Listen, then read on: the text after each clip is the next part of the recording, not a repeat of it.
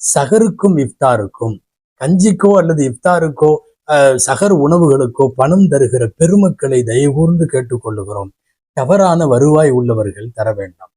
சகரில இருந்து இஃப்தார் வரை பசி, தாகம், புணர் எல்லாவற்றையும் விட்டு அல்லாஹுவுக்காக தன்னை கட்டுப்படுத்தி கொண்டு ரப்புக்காக நோன்பு வைத்த இறைவன் சொல்லுகிறானே, நோன்பு எனக்கு, நானே அதற்கு கூலி கொடுக்கிறேன் என்று. அப்படிப்பட்ட பரிசுத்தமான வாய்க்கு நீங்கள் கொடுக்கிற பேரித்தம்பழம் ஒரு தவறான வருவாயிலிருந்து தரப்படுமானால் நிச்சயமாக அந்த குற்றத்திற்கு நாம் ஆளாகி விடுவோம். நன்மையை செய்ய போய் பாவத்தை சுமக்கிற சூழ்நிலை வந்துவிடக்கூடாது. அதனால் சகருக்கும் இஃப்தாருக்கும் தருபவர்கள் ஜக்காத்திலேயும் தர வேண்டாம், அதே போல ஹராமான காசிலிருந்தும் தர வேண்டாம். இன்னொரு முக்கியமான செய்தி, இது சாப்பிட்றவங்களுக்கு கொடுக்கிறவங்களுக்கு சொன்னோம், சாப்பிட்றவங்களுக்கு சொல்லுகிறோம். தயவு செய்து நீங்கள் எந்த பள்ளிவாசலில், எந்த இடத்தில், எந்த கமிட்டியில், எந்த மண்டபத்தில் நீங்கள் நோன்பு திறந்தாலும், சகர் வைத்தாலும், நோன்பு இஃப்தார் திறந்தாலும் அது ஜக்காத்து தொகை இல்லை என்பதை நீங்கள் உறுதி செய்ய வேண்டும்.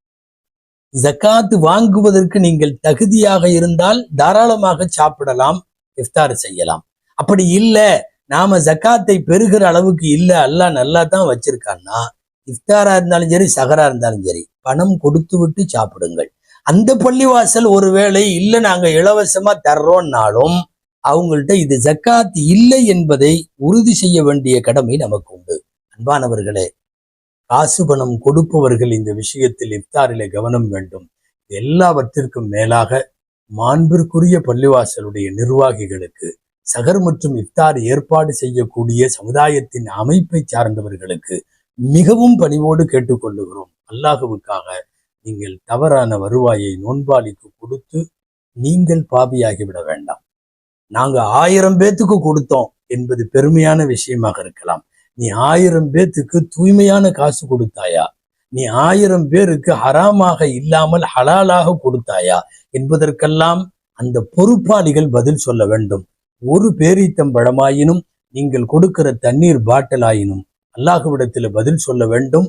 தவறான வருவாயை வாங்கியோ, ஜக்காத்து காசை வாங்கியோ, இது போன்ற காரியங்களில் தகுதி இல்லாதவர்களுக்கெல்லாம் தந்துவிட வேண்டாம் என்பதை சமுதாயத்திற்கு கவனப்படுத்த வேண்டிய நேரம். எனவே இலவச சகர் உணவுகளும் இஃப்தார் உணவுகளும் பெருகிவிட்ட காலச்சூழலில் இது குறித்த பேணுதலை உலகத்திற்கு தெரிவிக்க வேண்டியது நம் எல்லோருடைய கடமை.